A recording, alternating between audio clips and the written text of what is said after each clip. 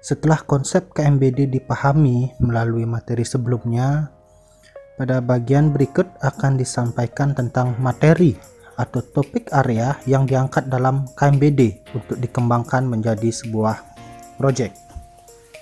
Selain itu, juga akan disampaikan mengenai peranan dosen pembimbing dan penilaian dalam KMBD. Seperti yang tersaji dalam slide, ada 5 topik atau materi dalam KMBD ini.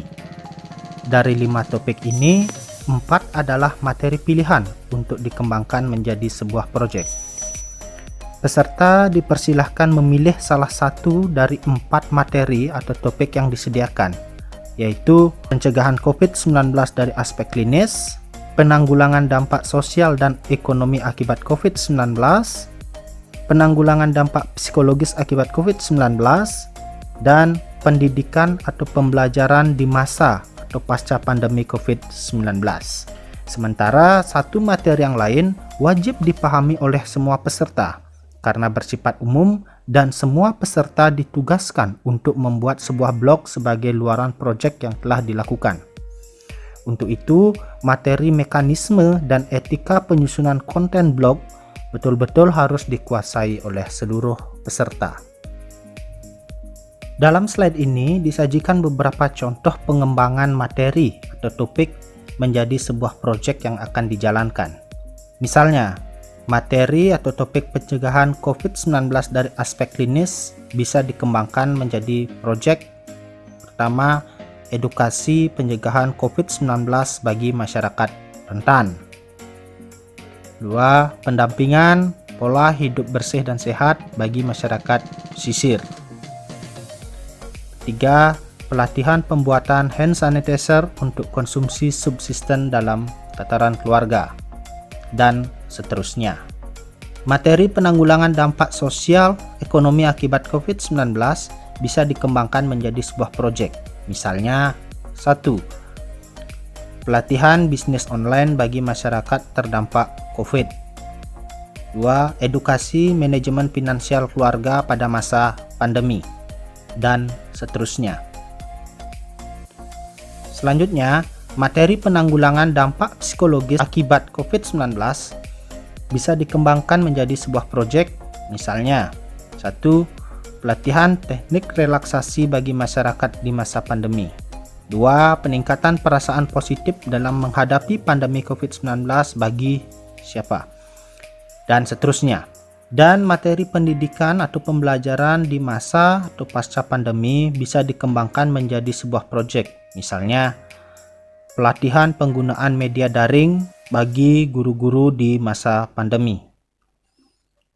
2. Penyusunan tutorial pembelajaran online untuk meningkatkan semangat belajar siswa di rumah, dan seterusnya.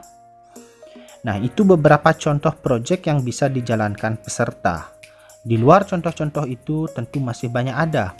Silahkan peserta berkreasi untuk membuat proyek apapun itu selama terkait dengan topik yang ditawarkan dan sesuai dengan kebutuhan masyarakat. Hal ini tiada lain sekali lagi agar kita, Undiksa, bisa memberikan sumbangsih kepada masyarakat di masa pandemi ini. Berikutnya adalah terkait dengan dosen pembimbing. Siapa dosen pembimbing dalam KMBD ini dan apa tugasnya? Dosen pembimbing ditugaskan oleh Korprodi sesuai permohonan panitia KMBD yang minimal berstatus CPNS. Dalam KMBD ini, rata-rata dosen pembimbing akan membimbing 6-8 peserta. Masing-masing peserta dibimbing sebanyak 3 kali. Dosen pembimbing di akhir kegiatan KMBD juga bertugas sebagai penguji. Nah, secara lebih detail tugas dan peranan dosen pembimbing seperti tersaji pada slide berikut. Peranan dosen pembimbing diantaranya 1. Menegakkan kedisiplinan peserta dari tahap awal hingga tahap akhir. 2. Mengarahkan dan mengendalikan kegiatan, perilaku, moralitas maupun etika peserta. Dan ketiga, memberikan motivasi, mengarahkan, membantu memecahkan masalah peserta. Nah, semuanya itu dilakukan selama penyelenggaraan KMBD. Secara lebih khusus, peranan dosen pembimbing diantaranya adalah: yang pertama, dalam tahap pra-penerjunan, dosen pembimbing bertugas membimbing penyusunan proposal tentang proyek yang akan dilaksanakan oleh peserta, serta mengawal pengunggahan proposal proyek pada sistem KKN. 2. Dalam tahap pelaksanaan KMBD, dosen pembimbing bertugas melakukan bimbingan pelaksanaan proyek, membuat laporan bimbingan, dan membimbing penyusunan blog peserta. Dan terakhir, yang ketiga, tahap pasca pelaksanaan, dosen pembimbing bertugas untuk melakukan penilaian sikap, tugas dalam bentuk blog, proposal project, dan menguji peserta. Dalam membimbing, dilakukan masing-masing sebanyak 3 kali tiap peserta, yaitu pada saat menyusun proposal project, pelaksanaan tahap awal KMBD. Dalam hal ini bisa saat peserta menyusun materi, konten-konten, dan bahan-bahan lainnya yang akan digunakan peserta dalam pelaksanaan proyeknya. Dan pelaksanaan tahap akhir KMBD. Dalam hal ini bisa ketika peserta sedang menganalisis hasil efektivitas penyelenggaraan kegiatan atau finalisasi konten blog. Di luar 3 kali bimbingan formal tersebut, dosen pembimbing bisa tetap melakukan pembimbingan kepada peserta. Di zaman seperti saat ini, membuat semacam WhatsApp group dan sejenisnya adalah sesuatu yang lumrah, sehingga antara peserta dan dosen pembimbing dapat berkomunikasi lebih intens. Dosen pembimbing setiap selesai membimbing yang secara formal diwajibkan membuat laporan bimbingan secara online yang formatnya telah tersedia di SIM KKN. Seperti yang sempat disinggung, dosen pembimbing juga sekaligus bertugas sebagai penguji. Dalam ujian ini sifatnya adalah mandiri atau individu, dengan bahan ujian dari finalisasi blog masing-masing peserta.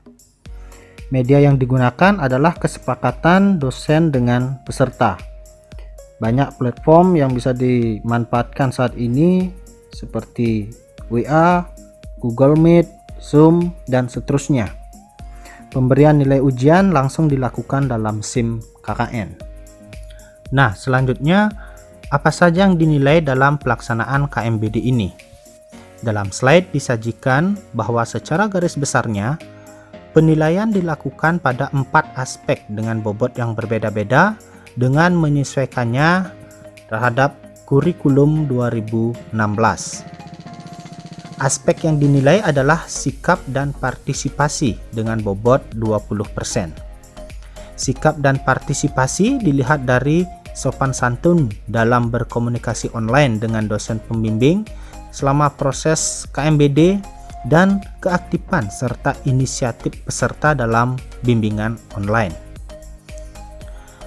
Aspek tugas dinilai dari luaran proyek yang dihasilkan yang termuat dalam sebuah blog dengan bobot 40%. Kualitas tugas atau kualitas blog dilihat dari kesesuaian isi konten blog dengan tahapan kerja yang dirancang.